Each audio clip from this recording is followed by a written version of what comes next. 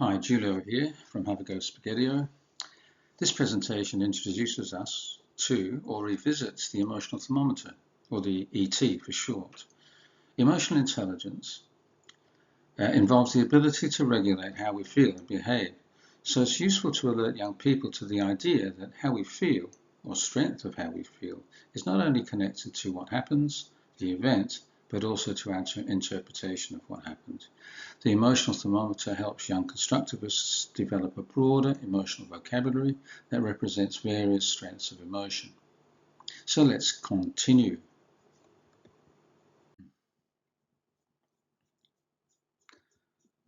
Here we visit again the story of Franklin's bad day. The day that he believes is bad may not be so, but his fixed ideas or fixed mindset thinking that things should be as he wants them to be contrives against his emotional and behavioural well-being. This story reinforces the stages of Albert Ellis's ABC theory of emotional disturbance, which we use here to analyse a text that will introduce the notion that it isn't what happens to us that makes us feel and act as we do, but it's how we view, interpret the situation, our response to it. I'm paraphrasing a quote by Epictetus in 100 AD. In the story, Franklin feels out of sorts, and others can see this. His anger is expressed in the way he speaks to his parents and friends. He doesn't want to engage with others, and he is sent to his room. So what happened? Why is Franklin so unsettled? Let's find the A part of Dr. Ellis's ABC theory of emotional disturbance paradigm. His best friend Otter has moved away. That's the A part. How is he feeling and acting at sea? He feels angry and deep sadness, and he's acting out of sorts at sea. Why? Because he believes this should not happen, and things must be the same, or he can't be happy again. This is the B part of the paradigm. Ellis talks about the absolute must-type thinking, intransigent and fixed. Here, Franklin's settled and predictable way of life has been upset and changed. Is it reasonable to demand that things stay the same as Franklin would expect? REBT says no. Ultimately, Franklin's outlook changes with the help of his father, who helps Franklin dispute what he's thinking at D of the ABC theory. Franklin eventually feels happy and optimistic. Has Otto returned? Has A changed? No. So what has happened? What has changed? Franklin's mindset has become more fluid and accommodating of what has happened.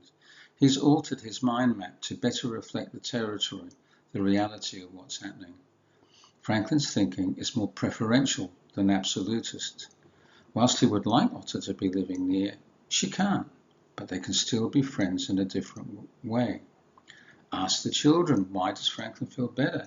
Is it because Otter has returned? No. So what has changed? Well, Franklin's outlook has changed. Brain bully has changed to brain friend thinking, from success stopper thinking to success helper thinking. Here, the ABC theory of emotional disturbance is introduced and reinforced via literacy, reading and talking, and applying it to personal experience. Here, the emotional thermometer, or a version of it, is used to explain the function or purpose of an ET in the daily teaching and counselling practice. I use it as a teacher in my classroom, but I also use it as a counsellor in my counselling practice. It's simply a thermometer, and children will be able to suggest what it is according to their knowledge and experience. As a particular kind of thermometer measures heat, this measures feelings and emotions.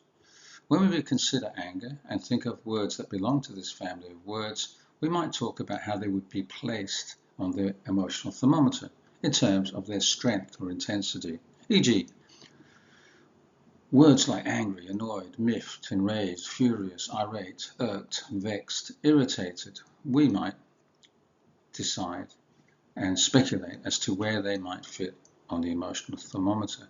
With young constructivists, we might use annoyed, angry, furious, and miffed, for example. Where would these sit on the emotional thermometer scale of emotional disturbance? On the emotional thermometer, sorry.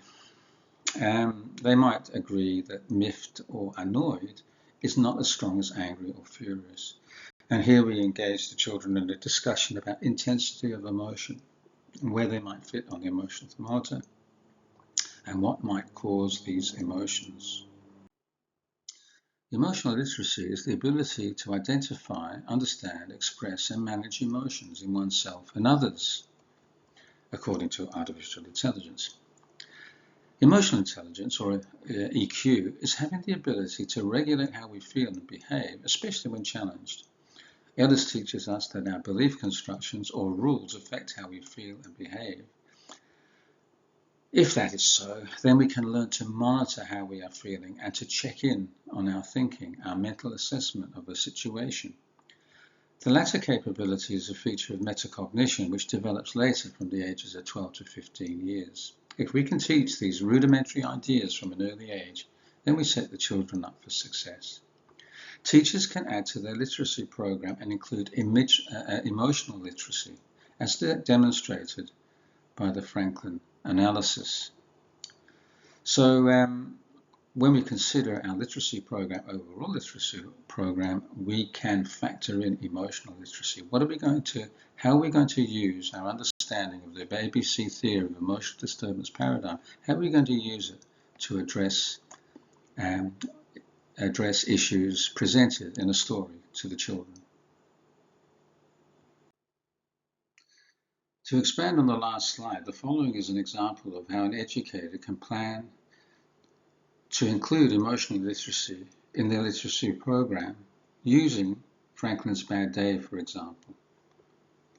There are activities designed to develop children's literacy learning, but also at the same time, we're using Albert Ellis's ABC theory of emotional disturbance paradigm as a critical literacy tool that reinforces further the idea that thinking, feeling, and behavior are all interconnected. So in terms of our overall literacy program, we might be doing something or focusing something like the story map of Franklin, doing some drama around Franklin, the story.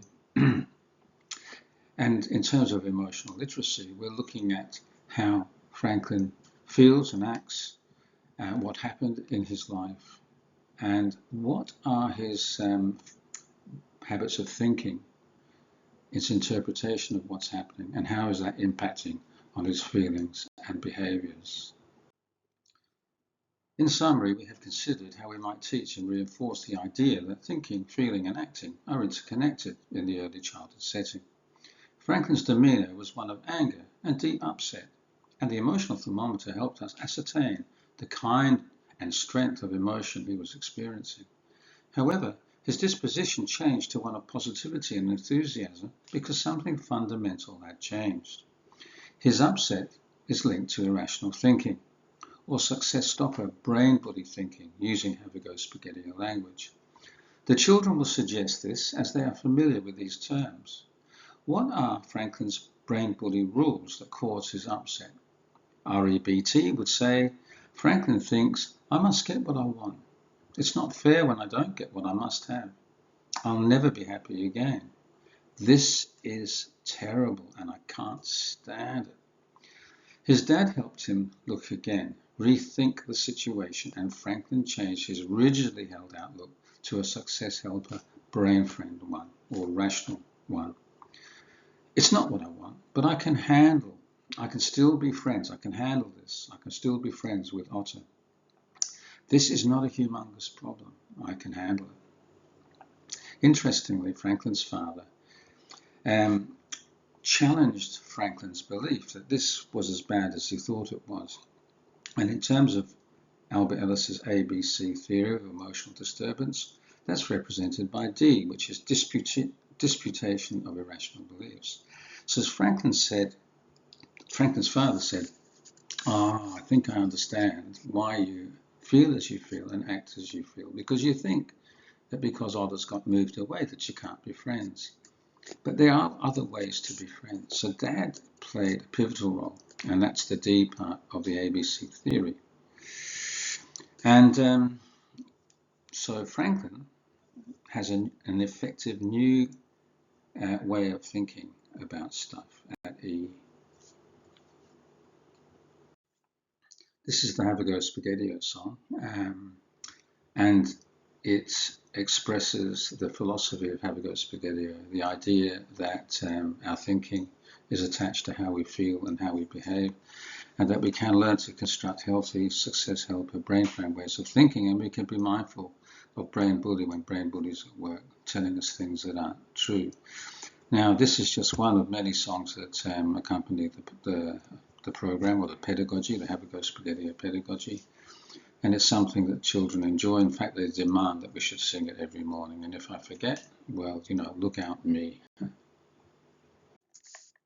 So we finish, as we always do, with a quote from Ellis. And essentially, his philosophy is that how we feel and act is largely due to our personal philosophies that we have constructed over time, be they helpful or unhelpful, rational or irrational, or in Have a Go Spaghettio speak, brain friend thinking, success helper thinking, or brain bully, success stopper thinking.